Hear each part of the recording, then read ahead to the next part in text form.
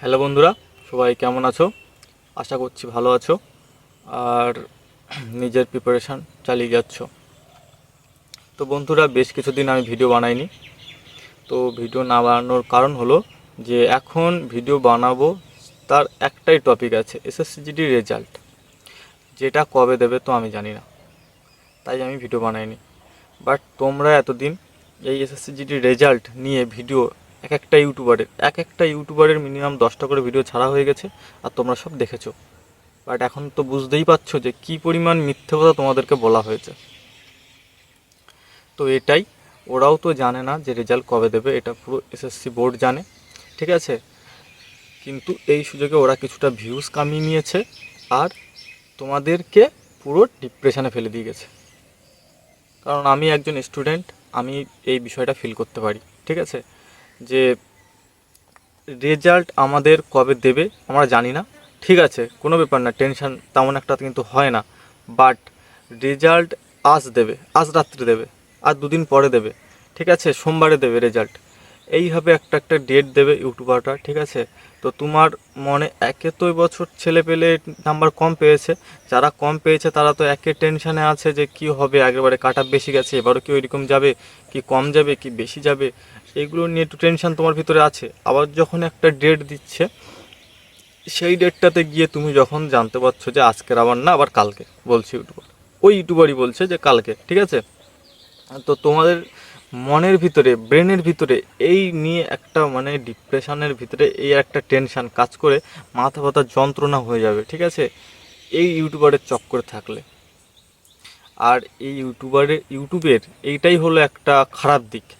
ভালো দিক যেমন আমরা অনেকভাবে উপকৃত হই, এগুলো এরকম খারাপ দিক, ঠিক আছে। ইউটিউবে কিছু কিছু নোটিশ যারা কিন্তু ইউটিউবাররাই ভাইরাল করবে, ইউটিউবাররাই তোমাকে তুলে ধরবে, আবার ওরাই বলবে ফেক এটা, ঠিক আছে। এতে কি হবে, তোমার কিছু না, তোমার সময় নষ্ট, ওদের ভিউজ ইনকাম হবে, ঠিক আছে। তো এটাই চলবে ইউটিউবে। তো তোমরা বুঝে গেছো আমি যে কেন এতদিন ইউটিউবে রেজাল্ট নিয়ে ভিডিও বানাইনি। কারণ আমি জানি বিষয়টা, যে রেজাল্ট এরকম এরকম ভিডিও আমি আগের বছরও দেখেছি, আমি যেহেতু আগের বছর থেকে প্রিপারেশান করছি। তো আমি নিজে জানি না, তাই আমি ভিডিও বানাইনি। বাট হ্যাঁ, আমার এটুকু আশা ছিল যে আগের বছর যেমন জুলাইতে আমাদের রেজাল্ট দিয়েছিল, তো এই বছর হয়তো জুলাইতে আমাদের রেজাল্ট দেবে, ঠিক আছে। তা দিত হয়তো জুলাইতেই গিয়ে, কিন্তু এখন যে এই টুইটটা করা হলো হিন্দি চ্যানেলে, অঙ্কিত ভাটি স্যার চ্যানেল থেকে, যে ওরা উদ্যোগটা করে তোমার টুইটটা করলো সবাই মিলে, তো এর ফলে হয়তো এই আমরা এখন জুন মাসের আগেই আমরা আমাদের রেজাল্ট পেয়ে যাব। তো এটা মেনেই চলো সবাই। আর হ্যাঁ, 2023-24 যে এক্সামটা হয়েছিল, ওখানে যে ফিজিক্যাল কাট আপ ফাইনাল কাট আপ গেছিলো, ওর থেকে কিন্তু এবছর 100% ফিজিক্যাল কাট আপ ফাইনাল কাট আপ দুটো কাট আপই কম যেতে চলেছে, ঠিক আছে। তোমরা এটা মিলিয়ে নিও। তো যারা আগেরবারে ফাইনাল কাট আপ ক্লিয়ার করে ফেলছো, তারা তো বুঝতেই পারছো, কোনো চিন্তা করো না, একদম পুরো বিন্দাস রান করো, ঠিক আছে। তোমরা একদম একটা সিট পাবেই পাবে। তো বন্ধুরা, একটা রিকোয়েস্ট তোমাদের কাছে, যে কে কত র মার্কস পেয়েছো এই বছর এক্সামে, সেটা কমেন্টে বলো।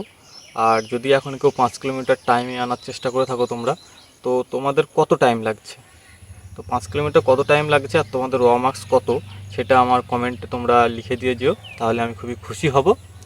আর এইটুকু খুশির জন্যই তো ভিডিও বানানো।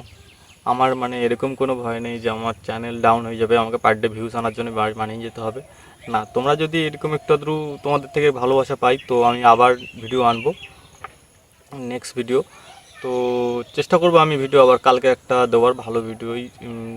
তো তোমরা চ্যানেলটাকে সাবস্ক্রাইব, লাইক আর শেয়ার করো। তো দেখা হচ্ছে নেক্সট ভিডিওতে। তো যেটা বললাম সেটা অবশ্যই করো। তোমাদের 5 কিলোমিটার কত টাইম লাগছে আর তোমাদের র মার্কসটা আমার কমেন্টে অবশ্যই জানিও, ঠিক আছে। তো টাটা সবাইকে।